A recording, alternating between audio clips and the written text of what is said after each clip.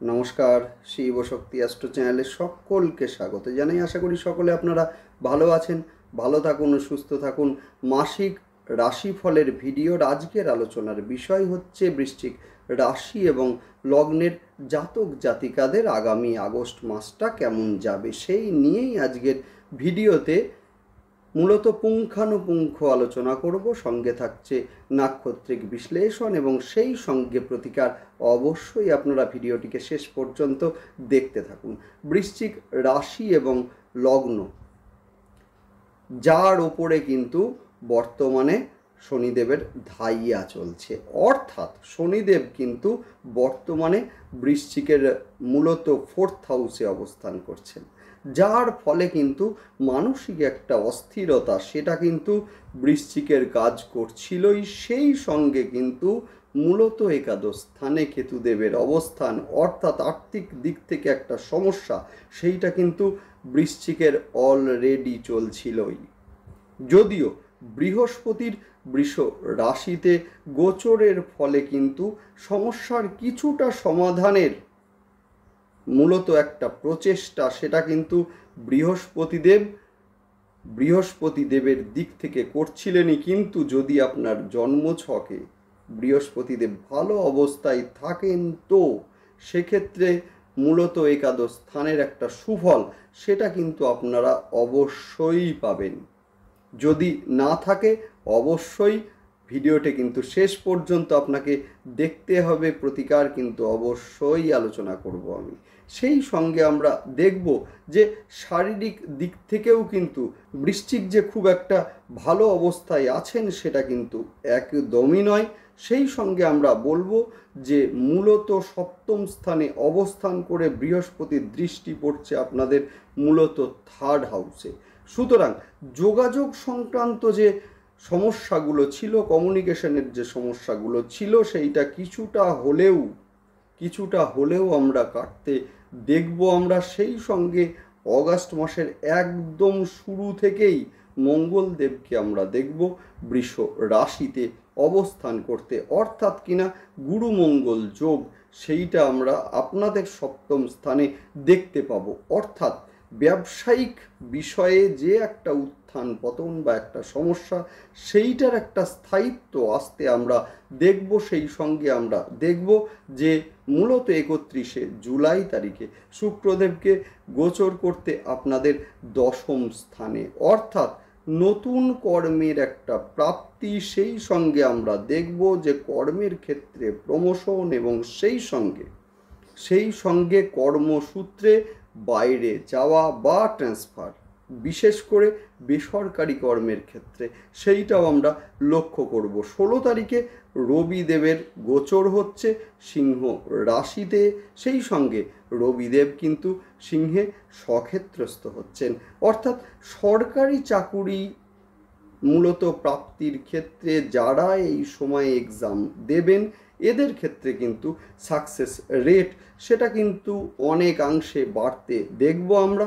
সেই সঙ্গে 5th হাউসে রাহুদেবের অবস্থান, অর্থাৎ সন্তানের অবাধ্যতা বা সন্তানের একগুঁয়েমি এবং সেটা নিয়ে একটা দুশ্চিন্তা সেইটাও কিন্তু লক্ষ্য করা যাচ্ছে মূলত এই সময়ে। যাই হোক, শুরু করছি বিস্তারিত আলোচনা। অবশ্যই আপনারা ভিডিওটিকে শেষ পর্যন্ত দেখতে থাকুন এবং সেই সঙ্গে অবশ্যই আপনারা চ্যানেলটিকে সাবস্ক্রাইব করে নেবেন। দেখুন, গ্রহের গোচর সেটা স্বল্প সময়ের জন্যই হোক বা দীর্ঘ সময়ের জন্যই হোক, গ্রহের গোচরের একটা ইম্প্যাক্ট কিন্তু আমাদের জীবনে ভীষণভাবে পড়ে। যে কোনো সিদ্ধান্ত নেওয়ার পূর্বে কিন্তু গ্রহের গোচর সেটা কিন্তু দেখা ভীষণ জরুরি। না হলে কিন্তু আমাদের সিদ্ধান্তে ভুল হওয়ার একটা সম্ভাবনা সেটা কিন্তু মূলত থেকেই যায়। আর সেই সময় কিন্তু আমাদের মূলত প্রয়োজন পড়ে অ্যাস্ট্রোলজার বন্ধুদের। সুতরাং গ্রহের গোচর অনুযায়ী আপনারা যদি সিদ্ধান্তগুলোকে সাজান সেক্ষেত্রে কিন্তু সমস্যা আসবে না। অর্থাৎ গ্রহের গোচর দেখে সিদ্ধান্ত, এইটাও কিন্তু একটা ভীষণ গুরুত্বপূর্ণ প্রতিকার। সেই জন্য বলবো অবশ্যই আপনারা চ্যানেলটিকে সাবস্ক্রাইব করে নেবেন, যাতে গ্রহের গোচরের সঙ্গে সঙ্গে প্রতিটা ভিডিওর নোটিফিকেশান আপনাদের কাছে খুব সহজে পৌঁছে যায়। যাই হোক, শুরু করছি বিস্তারিত আলোচনা।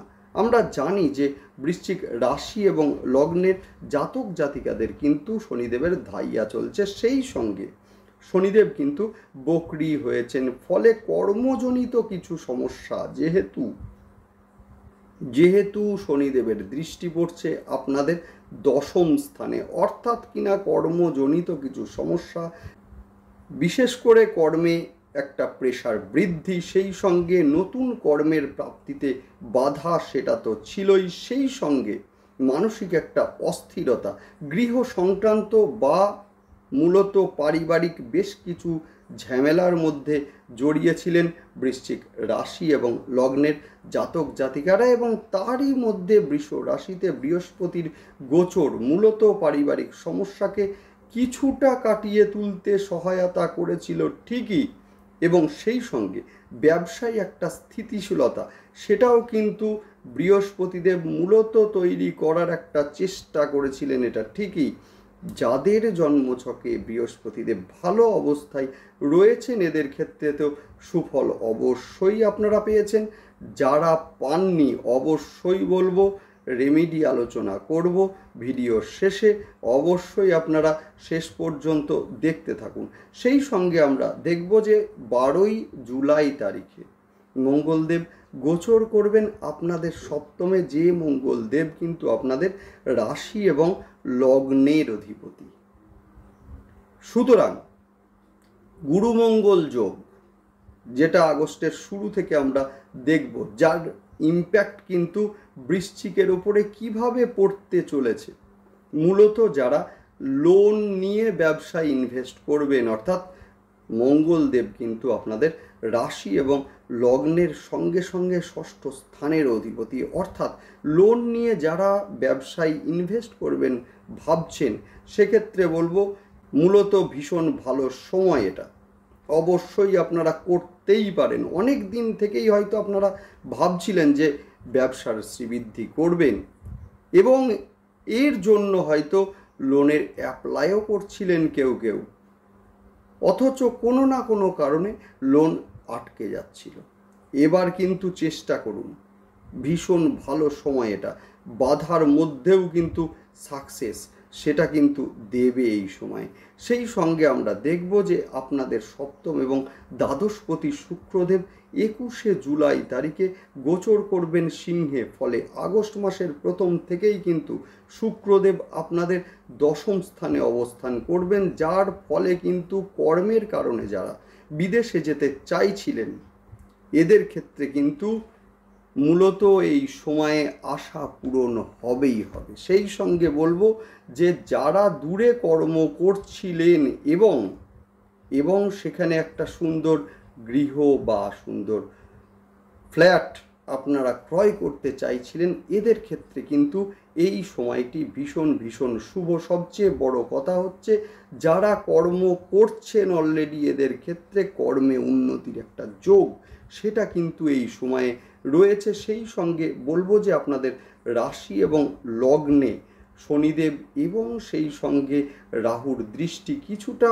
ভুল সিদ্ধান্ত গ্রহণ বা কিছুটা হঠকারী সিদ্ধান্ত গ্রহণ সেটা কিন্তু করাবে, যার ফলে কিন্তু মাঝেই রেগে যাওয়ার একটা যে সম্ভাবনা সেইটা কিন্তু তৈরি হবে। তবে ধৈর্য না হারিয়ে ভুল সিদ্ধান্ত সেইটা না নেওয়াটাই ভালো, অর্থাৎ যে কোনো সিদ্ধান্ত সময় নিয়ে ভাবুন, গোচর দেখুন, এবং সেই সঙ্গে যেহেতু বৃহস্পতি দেবের দৃষ্টি রয়েছে, অর্থাৎ একটাই কথা বলবো সেটা হচ্ছে বৃহস্পতি দেব অর্থাৎ গুরু বা সিনিয়র কারোর সঙ্গে আলোচনা করুন, বিষয়টা বিশ্বস্ত কারোর সঙ্গে আলোচনা করুন, অবশ্যই কাটবে। সেই সঙ্গে বলবো যে একাদশ স্থানে কেতুদেবের অবস্থান, যার ফলে কিন্তু আয়ের ক্ষেত্রে একটা বাধা সেটা কিন্তু ছিলই। তবে বৃহস্পতির দৃষ্টির ফলে কিন্তু যাদের জন্মছকে বৃহস্পতিদেব শুভ অবস্থায় আছেন এদের ক্ষেত্রে কিন্তু আয় কিছুটা হলেও বাড়তে আমরা দেখব। যদিও সাকসেস রেট কিন্তু বৃশ্চিকের সাকসেস রেট কিন্তু এই সময়ে যথেষ্টই কম। হয়তো নতুন কর্ম পেতে চাইছিলেন, বা যে কাজ আজকে হওয়ার কথা ছিল কাজটা ডিলে হচ্ছে। সেই সঙ্গে মূলত একাদশ স্থানের অধিপতি বুধ, যিনি কিনা 5 তারিখ সকাল 10টা 26 মিনিটে বকরি হচ্ছেন, যার ফলে কিন্তু আর্থিক দিক থেকে কিছুটা ডিটোরিয়েট সেটা কিন্তু করতে দেখব বৃশ্চিক রাশি এবং লগ্নের জাতক জাতিকাদের। যদিও সমস্যা যখন আছে প্রতিকারও আছে, অবশ্যই শেষ পর্যন্ত দেখতে থাকুন, প্রতিকার জানুন এবং সেই সঙ্গে বাড়িতে বসেই আপনারা প্রতিকারটি করুন, ভীষণ ভালো হবে। 16 তারিখে অর্থাৎ 16ই অগাস্ট তারিখে রবিদেব গোচর করবেন সিংহে, এবং সেখানে কিন্তু রবিদেব স্বক্ষেত্রস্থ হবেন। অর্থাৎ সেই সময়ে আমরা দেখব যে নতুন কর্মের প্রাপ্তি, কর্মে প্রমোশন সেইগুলো কিন্তু হতে দেখব। সেই সঙ্গে দেখব যে কিছুটা বাড়তি দায়িত্ব কর্মস্থলে সেইটা কিন্তু প্রাপ্ত করবেন আপনারা। একইভাবে কর্মস্থলের পরিবর্তন বা প্রমোশনের কারণে ট্রান্সফার সেইটাও কিন্তু এই সময়ে লক্ষ্য করা যাচ্ছে। যারা সরকারি ক্ষেত্রে চাকুরির জন্য পরীক্ষা দেবেন, এই সময় কিন্তু তাদের সাকসেস রেট যথেষ্ট ভালো। যারা ওয়েল্ডিং বা জমি বা বাড়ি ক্রয় বিক্রয়ের মধ্যে রয়েছেন, বা মেডিসিন বা মেডিকেল রিলেটেড যে কোনো ব্যবসার মধ্যে আছেন, সেই সঙ্গে খাদ্যদ্রব্য, শৌখিন মূলত পোশাকের ব্যবসা, সেই সঙ্গে কসমেটিক্স ইত্যাদি ব্যবসার মধ্যে যারা আছেন, এদের ক্ষেত্রে কিন্তু সময়টি যথেষ্ট শুভ। নেক্সট আমি যেটা আলোচনা করব সেটা হচ্ছে শিক্ষার্থীদের ক্ষেত্রে। শিক্ষার্থীদের ক্ষেত্রে বলবো একটাই কথা, পরিশ্রমের কোনো বিকল্প নেই। সুতরাং এই সময়ে ফাঁকিবাজি একদম নয়। মূলত পঞ্চমে রাহু, অর্থাৎ মনে হবে যে এইটা না পড়লেও হবে, অথচ পরীক্ষায় সেই প্রশ্নটাই আসবে। সুতরাং এইটাই হচ্ছে রাহুর বশবর্তী হয়ে কাজ করার ফল। সুতরাং সঠিক পরিশ্রমের কিন্তু বিকল্প নেই। সেই সঙ্গে বলবো প্রেমের ক্ষেত্রে কিছুটা ভুল বোঝাবুঝি সেটা তো আছেই এই সময়। সেই সঙ্গে দেখব যে কিছুটা ডিস্টেন্স বাড়তে, সেইটাও কিন্তু এই সময়ে লক্ষ্য করা যাবে। নেক্সট আলোচনা করব সেটা হচ্ছে নাক্ষত্রিক বিশ্লেষণ নিয়ে। শুরুতেই আমরা যেটা আলোচনা করব সেটা হচ্ছে বিশাখা নক্ষত্রের জাতক জাতিকাদের ক্ষেত্রে ব্যবসার ক্ষেত্রে একটা স্থিতিশীলতা, সেইটা কিন্তু বিশাখা নক্ষত্রের জাতক জাতিকাদের আমরা লক্ষ্য করব। সেই সঙ্গে আর্থিক দিক যথেষ্ট শুভ। সেই সঙ্গে কর্মপ্রাপ্তির সম্ভাবনা কিন্তু বিশাখা নক্ষত্রের জাতক জাতিকাদের যথেষ্টই বেশি থাকবে। নেক্সট আলোচনা করব অনুরাধা নক্ষত্রের জাতক জাতিকাদের মানসিক চঞ্চলতা এই সময়ে বৃদ্ধি পাবে।